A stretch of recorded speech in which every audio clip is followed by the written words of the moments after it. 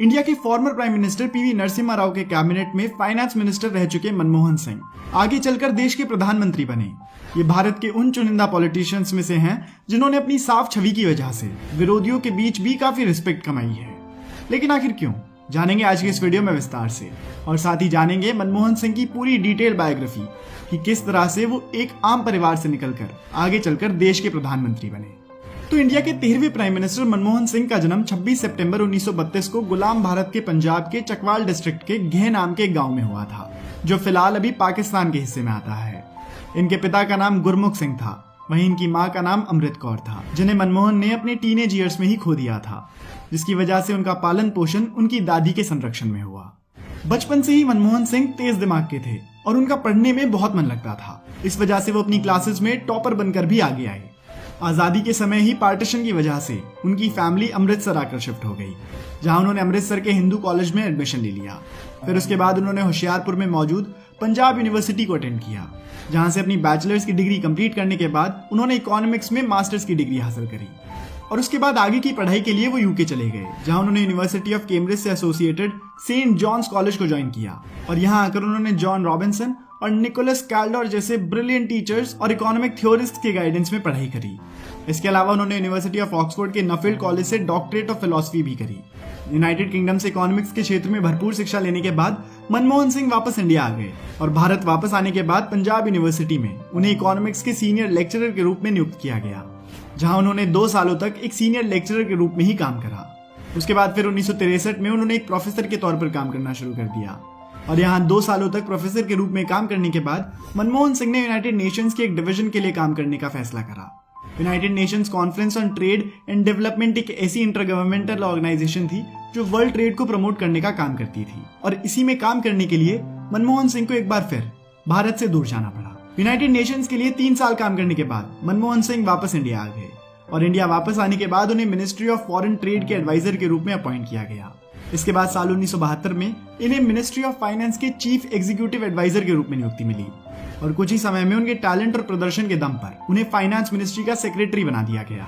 इसके कुछ ही सालों बाद साल 1982 में इन्हें रिजर्व बैंक ऑफ इंडिया का गवर्नर तक बना दिया गया, और ये वाकई में बहुत बड़ी रिस्पॉन्सिबिलिटी थी, क्योंकि आरबीआई के गवर्नर ही रिस्पॉन्सिबल होते हैं इकोनॉमी की स्टेबल मॉनिटरिंग के लिए।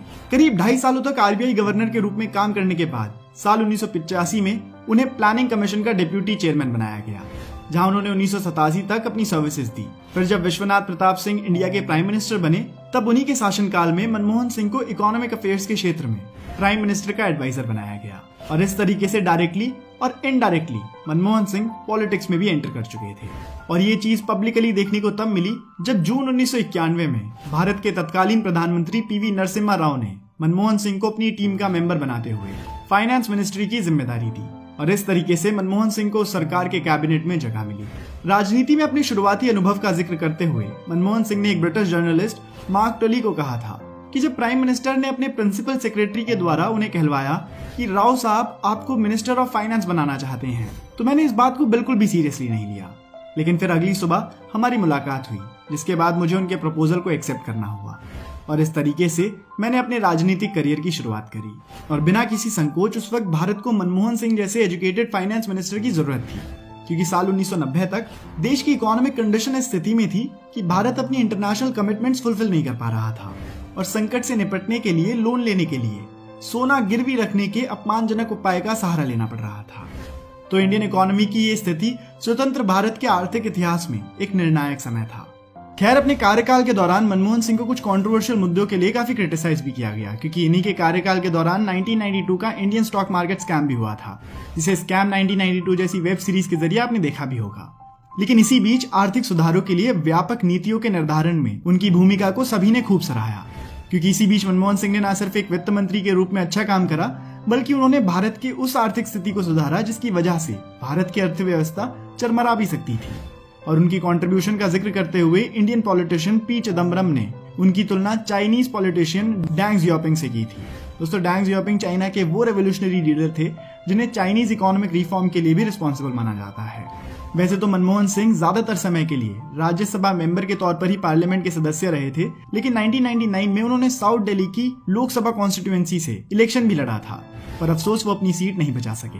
खैर इसी बीच भारतीय राजनीतिक व्यवस्था में काफी उथल पुथल हुई और साल 2004 में लोकसभा इलेक्शंस के लिए मनमोहन सिंह को कांग्रेस के पीएम उम्मीदवार के रूप में नियुक्त किया गया। भले ही आज तक मनमोहन सिंह कोई लोकसभा सीट नहीं जीत पाए हों, लेकिन फिर भी जनता का शुरू से ही काफी अच्छा समर्थन रहा था मनमोहन सिंह के लिए, क्योंकि उन्हें भ्रष्टाचार के दाग से अछूते एक स्वच्छ राजनेता के रूप में देखा गया था। और शायद इसी वजह से 2004 के लोकसभा इलेक्शंस में कांग्रेस को जनता का भरपूर समर्थन मिला और 22 मई 2004 को मनमोहन सिंह ने भारत के प्रधानमंत्री के रूप में शपथ ली। और कार्यभार संभालते ही मनमोहन सिंह की सरकार ने सबसे पहले हेल्थ पर काम करना शुरू किया और हेल्थ केयर पर काम करते हुए हेल्थ मिनिस्ट्री ने अप्रैल 2005 में नेशनल हेल्थ कमीशन को लॉन्च करा, जिसका पर्पस रूरल एरियाज की हेल्थ नीड्स को फुलफिल करना था। और मनमोहन सिंह के इस इनिशिएटिव को अमेरिकन इकोनॉमिस्ट जेफरी डेविड सैक्स ने भी खूब अप्रिशिएट किया था। हेल्थ केयर पर ध्यान देने के अलावा इन्होंने एजुकेशन पर भी खूब फोकस करा, क्योंकि किसी भी गवर्नमेंट को ये समझना चाहिए कि अगर वास्तव में हमें अपने देश का विकास करना है तो इन चीजों पर ध्यान देना ही होगा। नेशनल हेल्थ मिशन के बाद साल 2006 में मनमोहन सिंह वाली सरकार एम्स, आईआईटी और आईआईएम के 27% सीट्स को रिजर्व करने के प्रपोजल को इम्प्लीमेंट किया। इसके साथ ही आंध्र प्रदेश, बिहार, गुजरात, ओडिशा, पंजाब, मध्य प्रदेश, राजस्थान और हिमाचल प्रदेश में 8 आईआईटीज का भी निर्माण करा। इसी साल उन्होंने मनरेगा की शुरुआत भी करी। ये एक ऐसा एक्ट आया जिसने सरकार और जनता के रिश्ते को बदला। ये तय करना कि सरकार लोगों को अपने गाँव के आसपास रोजगार दिलाएगी, अपने आप में बहुत बड़ा कदम था। साथ ही एक ऐसा प्रोग्राम था जिसमें औरतों को प्राथमिकता दी गई। ये प्रोग्राम पूरे परिवार को टारगेट करता था। रोजगार न दिलाने पर अफसरों पर कार्रवाई का प्रावधान भी था। सरकारी जिम्मेदारियों की ये नई पहल थी।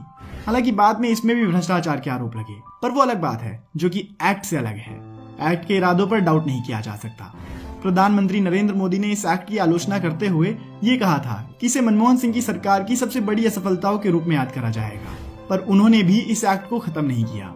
उसके बाद साल 2009 में उनकी मिनिस्ट्री ने right of children to free and compulsory education act को इंट्रोड्यूस किया, जिसके अंतर्गत free and compulsory education for children between the age of 6 to 14 years के तौर तरीकों को डिस्क्राइब किया गया और इसे इम्प्लीमेंट करने के लिए सर्व शिक्षा अभियान को प्रोत्साहित किया गया, जिसकी नींव अटल बिहारी वाजपेयी जी के द्वारा ही रखी गई थी, जिसमें मिड डे मील्स को इम्प्रूव करने पर विशेष ध्यान दिया गया। इसके अलावा 28 जनवरी 2009 को इंडियन सिटीजन्स के लिए unique identification authority of India यानी कि UIDAI की व्यवस्था की गई और ये वही अथॉरिटी है जो आपके 12 डिजिट यूनिक आइडेंटिटी नंबर वाले आधार कार्ड को ऑथराइज करती है। उसके बाद 29 अगस्त साल 2013 को इनकी गवर्नमेंट ने right to fair compensation and transparency in land acquisition, rehabilitation and resettlement act 2013 पारित किया। लेकिन इसके अगले साल होने वाले साल 2014 के लोकसभा इलेक्शंस में कांग्रेस पार्टी को हराते हुए बीजेपी और उसकी गठबंधन ने जीत दर्ज की, जिसकी वजह से मनमोहन सिंह को प्राइम मिनिस्टर का पद छोड़ना पड़ा। इसके बाद उन्होंने नए प्रधानमंत्री श्री नरेंद्र मोदी की स्वेरिंग इन सेरेमनी में भी पार्टिसिपेट किया, जिसमें उनके साथ श्रीमती सोनिया गांधी, APJ अब्दुल कलाम, श्रीमती प्रतिभा पाटिल और हामिद अंसारी मौजूद थे। और इस तरीके से मनमोहन सिंह पॉलिटिकली इनएक्टिव हो गए। मनमोहन सिंह को कई अवार्ड से भी सम्मानित किया गया, जिसमें सबसे प्रमुख था India second highest civilian award Padma Vibhushan, Saudi Arabia के द्वारा दिया गया order of King Abdul Aziz और जापान के द्वारा दिया गया order of the Paulownia flowers award. और इन अवार्ड्स के अलावा उनके ऊपर एक मूवी भी बनाई गई थी जिसका टाइटल था द एक्सीडेंटल प्राइम मिनिस्टर। और यही नहीं, इनके ऊपर एक डॉक्यूमेंट्री भी बनाई गई है। वहीं अगर हम बात करें इनकी पर्सनल लाइफ की तो 1958 में मनमोहन सिंह ने श्रीमती गुरशरण कौर के साथ शादी करी और आज इनके 3 बच्चे भी हैं। तो दोस्तों यही थी कहानी हमारे देश के one of the most popular former prime ministers Manmohan Singh की। अगर आपको वीडियो पसंद आई हो तो आप इस वीडियो को लाइक करके हमारा मनोबल बढ़ा सकते हैं। और अगर आप चाहते हैं कि हम किसी और फॉर्मर प्राइम मिनिस्टर की भी जिंदगी के ऊपर एक वीडियो बनाएं तो आप हमें उनका नाम कमेंट्स में जरूर बताइएगा। धन्यवाद।